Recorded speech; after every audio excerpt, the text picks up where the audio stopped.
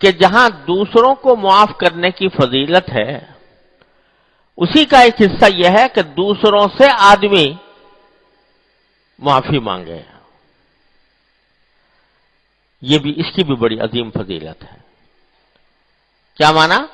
کہ انسان جب دوسروں کے ساتھ رہتا ہے، زندگی گزارتا ہے، ان کے ساتھ اٹھنا بیٹھنا، میل جول ہوتا ہے، تو بسا اوقات ایک انسان کو دوسرے انسان سے تکلیف پہنچ جاتی ہے یا اس کی کوئی حق تلفی ہو جاتی ہے.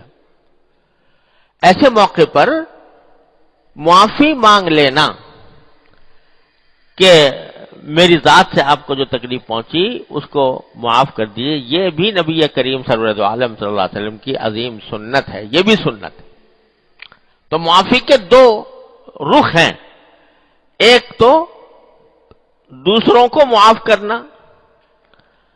فرض کرو کہ ایک آدمی ہے، اس نے تکلیف پہنچائی آپ کو. ابھی میرے پاس ایک خاتون کا خط آیا ہوا تھا، آج ہی میں نے اس کا جواب لکھا. بیچاری بڑی مظلوم، ستم رسیدہ اپنے شوہر کے ہاتھوں. اس نے جو بات حالات لکھے ہیں واقعتاً بڑے ظلم و ستم کے ہیں، چھوڑ کے چلا گیا، بچی کو بھی لے گیا، وغیرہ وغیرہ. اب وہ کہتی ہے کہ میرا دل کلپتا ہے اس کے لیے، اس کی ان حرکتوں کے اوپر، تو میں بد دعا نکلتی ہے میرے منہ سے، میں بد دعا کرتی ہوں اس کے لیے. تو بد دعا کرتی ہوں، لیکن یہ پوچھنا چاہتی ہوں کہ بد دعا کرنا میرے لیے جائز ہے کہ نہیں ہے. تو ظاہر ہے دل دکھا ہوا ہے ایک بیچاری کا. تو مجھ سے، اور اللہ تعالیٰ نے یہ اجازت بھی دی ہے کہ جو مظلوم ہو وہ اپنے مظلومی کا تذکرہ اگر لوگوں کے سامنے کرے، یہ غیبت نہیں ہے. لا يحب اللہ الجہر بالسوء الا بالقول الا من ظلم. جو مظلوم ہے وہ اگر اپنی مظلومی کا تذکرہ کرتا ہے کہ میرے ساتھ فلاں نے یہ ظلم کیا، تو یہ غیبت میں شامل نہیں ہے، یہ ناجائز بھی نہیں ہے. اور اگر کوئی بد دعا دے تو بد دعا دینا اس معنی میں بد دعا دینا کہ یا اللہ اس نے میرے ساتھ ظلم کیا ہے تو اس ظلم کی اس کو سزا دیجیے، یہ کوئی ناجائز نہیں ہے. اور حدیث میں رسول کریم سرور دو عالم صلی اللہ علیہ وسلم نے یہ فرمایا، حضرت معاذ رضی اللہ تعالیٰ عنہ کو جب بھیج رہے تھے یمن، تو ان کو یہ نصیحت فرمائی کہ اتق دعوت المظلوم، مظلوم کی بد دعا سے بچنا.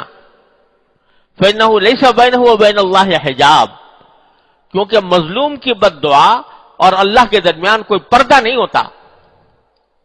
ٹھیک مظلوم جب مظلوم ہو کر کوئی بد دعا کرتا ہے تو وہ سیدھی اللہ تعالیٰ تک پہنچتی ہے، بیچ میں کوئی رکاوٹ نہیں ہوتی.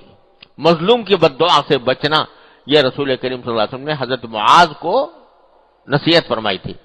تو معلوم ہوا کہ مظلوم اگر بد دعا کرے تو اس کو حق ہے کہ اس کے ساتھ ظلم ہوا، اس ظلم کا تو اس کا حق ہے. لیکن ساتھ ہی میں نے اس خاتون کو یہ لکھا کہ بے شک آپ کو حق حاصل ہے، آپ اللہ تعالیٰ نے آپ کو یہ حق دیا ہے، لیکن اگر فرض کرو اس کو کوئی سزا مل بھی گئی تو سوائے اس کے کہ آپ کا دل ٹھنڈا ہو جائے گا، کوئی اور فائدہ تو نہ ہوا. صرف یہ ہوا کہ بھائی اس نے زیادتی کی تھی، اس کا سزا اس کو مل گئی بس. لیکن اگر آپ اس کو معاف کر دو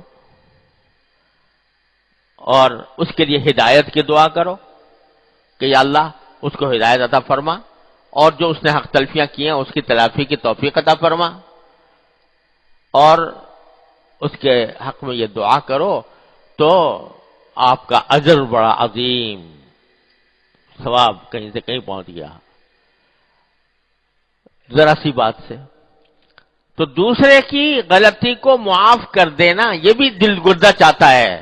لیکن اگر آدمی یہ سوچے کہ اگر فرض کرو اس کو سزا مل گئی تو مجھے کیا فائدہ، اور لیکن اگر میں معاف کر دوں گا تو کہاں سے کہاں میرا اجر پہنچے گا اللہ تبارک و تعالیٰ کے ہاں.